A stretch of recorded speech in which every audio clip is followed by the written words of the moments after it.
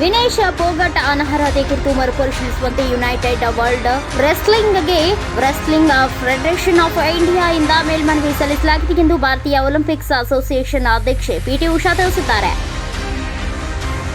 ಡೆಲ್ಲಿತನ ಜಾಗತಿಕ ಉದ್ಯೋಗಗಳ ಮೇಲೆ ಪರಿಣಾಮ ಬೀರುವ ಅತಿದೊಡ್ಡ ಉದ್ಯೋಗ ಕಡಿತದ ಸುತ್ತಿನಲ್ಲಿ ಸುಮಾರು 12,500 ಉದ್ಯೋಗಿಗಳನ್ನು ವಜಾಗೊಳಿಸಿದೆ. ಟೆಕ್ ದೈತ್ಯ ಆಗಸ್ಟ್ 6, 2024ರಂದು ಆಂತರಿಕ ಮೆಮೊ ಮೂಲಕ ವಜಾಗೊಳಿಸುವಿಕೆಯನ್ನ ಘೋಷಿಸಿತ್ತು. ಇದು ಜಾಗತಿಕ ಕಾರ್ಯಪಡೆಯ ಮೇಲೆ ಶೇಕಡಾ 10% ಪರಿಣಾಮ ಬೀರುತ್ತದೆ ಎಂದು ಸೂಚಿಸುತ್ತದೆ. 2022-24ರ ನಡುವಿನ 2 ವರ್ಷಗಳ ಅವಧಿಯಲ್ಲಿ ರಾಷ್ಟ್ರೀಯ ವಿಪತ್ತು ನಿರ್ವಹಣಾ ನಿಧಿಯಿಂದ ಕರ್ನಾಟಕ, ಹಿಮಾಚಲ ಪ್ರದೇಶ ಮತ್ತು ಅಸ್ಸಾಂ ರಾಜ್ಯಗಳಿಗೆ ಹೆಚ್ಚಿನ ಪ್ರಮಾಣದ ಪರಿಹಾರದ ಹಣ ನೀಡಲಾಗಿದೆ ಎಂದು ಕೇಂದ್ರ ಸರ್ಕಾರ ಬುಧವಾರ ರಾಜ್ಯಸಭೆಗೆ ತಿಳಿಸಿದೆ. ರಾಜ್ಯ ಸರ್ಕಾರದಿಂದ ಯಜಮಾನಿಯರಿಗೆ ಗುಡ್ ನ್ಯೂಸ್ ಎನ್ನುವಂತೆ ಗೃಹಲಕ್ಷ್ಮಿ ಯೋಜನೆಯ ಜುಲೈ ತಿಂಗಳ ಹಣ ಜಮಾ ಮಾಡಲಾಗಿದೆ. ಈ ಬಗ್ಗೆ ಅನೇಕ ಯಜಮಾನಿಯರು ತಮ್ಮ ಬ್ಯಾಂಕ್ ಖಾತೆಗೆ ಜಮಾ ಆಗಿರುವ ಸ್ಕ್ರೀನ್ಶಾಟ್ಗಳನ್ನು ಸಾಮಾಜಿಕ ಮಾಧ್ಯಮಗಳಲ್ಲಿ ಹಂಚಿಕೊಳ್ಳುತ್ತಿದ್ದಾರೆ.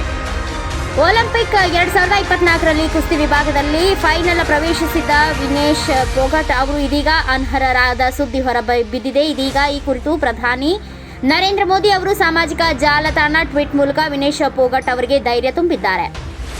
ಬಾಂಗ್ಲಾದೇಶದಲ್ಲಿ ಹಿಂದೂಗಳ ಮೇಲೆ ದೌರ್ಜನ್ಯ, ನಮ್ಮ ರಾಷ್ಟ್ರ ಧ್ವಜಕ್ಕೆ ಅಪಮಾನ ನಡೆಯುತ್ತಿದ್ದರೂ ಪ್ರಧಾನಿ ಮೌನವಾಗಿರುವುದು ಸರಿಯಲ್ಲ. ಕೇಂದ್ರ ಸರ್ಕಾರ ತಕ್ಷಣವೇ ಕಾರ್ಯಾಚರಣೆಗೆ ಮುಂದಾಗಿ ಅಲ್ಲಿನ ಹಿಂದೂಗಳ ರಕ್ಷಣೆಗೆ ಮುಂದಾಗಬೇಕು ಎಂದು ಶ್ರೀರಾಮ ಸೇನಾ ಸಂಸ್ಥಾಪಕ ಪ್ರಮೋದ್ ಮುತಾಲಿಕ್ ಆಗ್ರಹಿಸಿದರು.